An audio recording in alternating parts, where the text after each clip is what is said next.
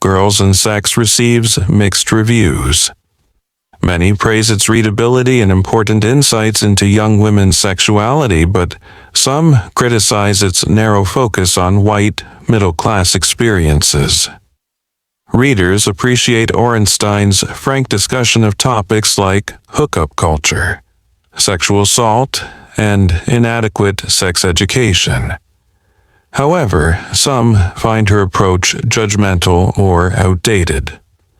The book is seen as thought-provoking but potentially uncomfortable reading.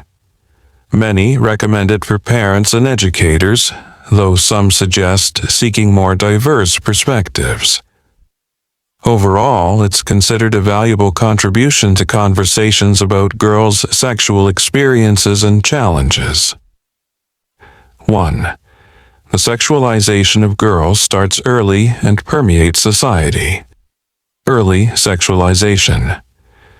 Girls are bombarded with sexualized images and messages from a young age. This includes bikinis for infants and padded bras for young girls.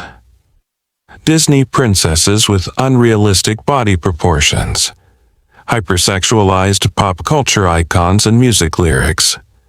Performance over experience.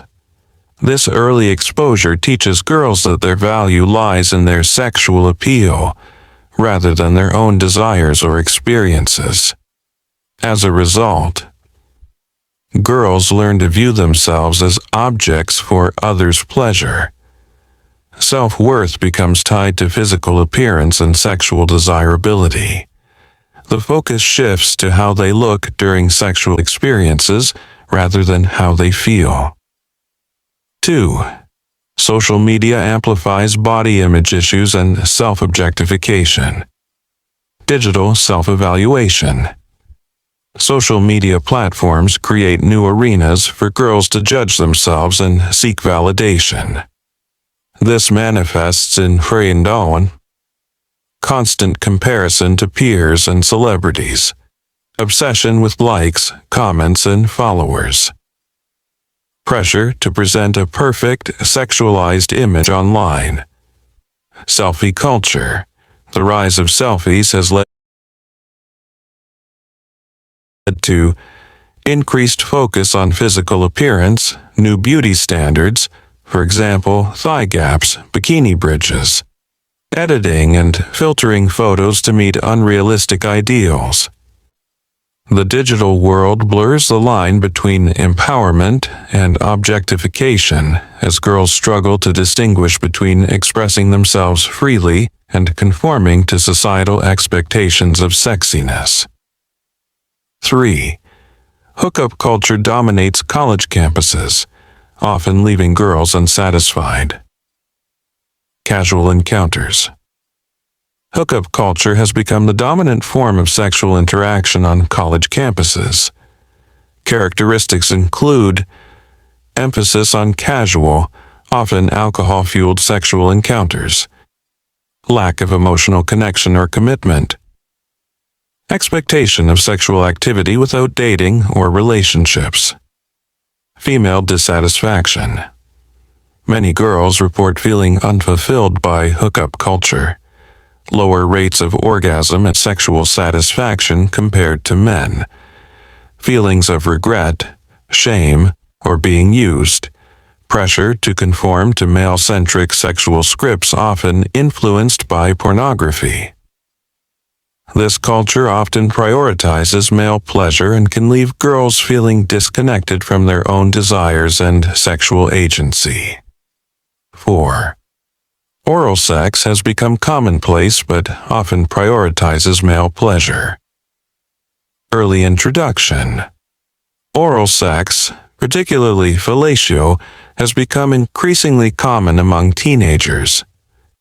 Often precedes intercourse as a safer option, seen as less intimate or significant than penetrative sex, used as a way to gain social status or please partners. Gender imbalance, there's a significant disparity in oral sex practices. Girls more likely to give than receive oral sex. Boys often expect oral sex but are less willing to reciprocate. girls' pleasure and satisfaction often overlooked. This imbalance reflects broader societal attitudes that prioritize male sexual pleasure and reinforce double standards in sexual behavior. 5. Virginity and purity are complex, evolving concepts for modern teens. Shifting definitions. The concept of virginity is increasingly fluid and contested. What? Traditional definition of penis and vagina intercourse is outdated. Oral and anal sex, often not considered real sex. LGBTQ youth may have different concepts of virginity loss. Purity culture. Some communities still emphasize abstinence and purity. Purity balls and virginity pledges remain popular in certain areas. Can lead to shame, guilt, and lack of sexual knowledge. May paradoxically increase risky sexual behavior. Modern teens navigate conflicting messages about virginity, trying to balance personal values, peer pressure, and societal expectations. 6. LGBTQ youth face unique challenges in exploring identity and sexuality. Identity exploration. LGBTQ youth often face additional hurdles in understanding and expressing their sexuality. Limited representation in media and sex education. Risk of rejection from family and peers. Higher rates of bullying and mental health issues. Online resources. The Internet has become a crucial tool for LGBTQ youth. Access to information in communities not available locally. Ability to explore identity anonymously or semi-anonymously. Potential for both support and increased vulnerability. Comprehensive, inclusive sex education is essential to support LGBTQ youth and promote understanding among all students. 7. Alcohol plays a significant role in campus sexual assaults. Facilitation of assault.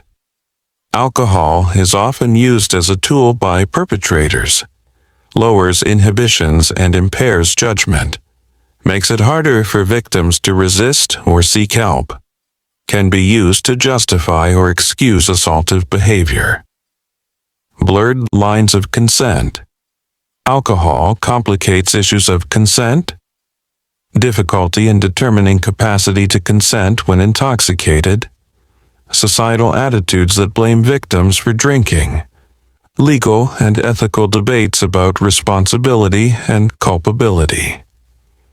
Addressing the role of alcohol in sexual assault requires a multifaceted approach, including education, policy changes, and cultural shifts in attitudes toward drinking and consent. 8. Comprehensive sex education is crucial for healthy sexual development. Holistic approach. Comprehensive sex education goes beyond biology to include healthy relationships and communication skills, gender identity and sexual orientation, consent and sexual ethics, pleasure and sexual well-being, evidence-based benefits.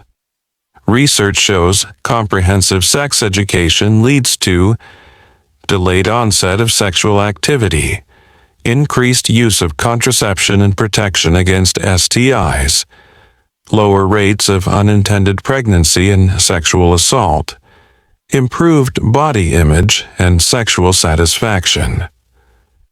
Despite these benefits, many schools still rely on abstinence-only or limited sex education programs, leaving students ill-prepared for sexual experiences.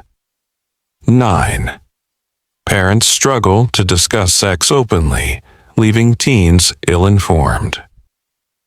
Parental discomfort. Many parents find it challenging to discuss sex with their children. Embarrassment or lack of knowledge about current issues. Fear of encouraging sexual activity. Cultural or religious taboos around sexuality. Information gap. This lack of open communication leads to teens relying on peers or the internet for information, misconceptions and myths about sex and relationships, difficulty in making informed decisions about sexual health. Open, honest conversations between parents and teens about sex are crucial for a healthy sexual development and decision-making. 10. Consent and sexual assault awareness are improving but still lacking. Evolving understanding. Awareness of consent and sexual assault is growing. Increased focus on affirmative consent. Yes means yes. Recognition of alcohol's role in facilitating assault. More open discussions about sexual violence on campuses. Persistent challenges. Despite progress, issues remain. Victim-blaming attitudes still prevalent. Difficulty in prosecuting sexual assault cases. Lack of comprehensive education on consent and healthy relationships. Continued efforts are needed to educate about consent, support survivors, and change cultural attitudes that enable sexual violence. 11. A more positive, pleasure-focused approach to sex education is needed. Shifting focus. A pleasure-positive approach to sex education emphasizes understanding and exploring one's own desires and boundaries, mutual satisfaction and reciprocity in sexual encounters, healthy communication about sex and relationships. Potential benefits. This approach could lead to increased sexual agency and self-confidence, better negotiation of consent and safer sex practice, more satisfying and equitable sexual experiences. By framing sex as a positive, natural part of life, rather than a source of shame or danger, we can empower young people to make healthier, more informed choices about their sexual lives.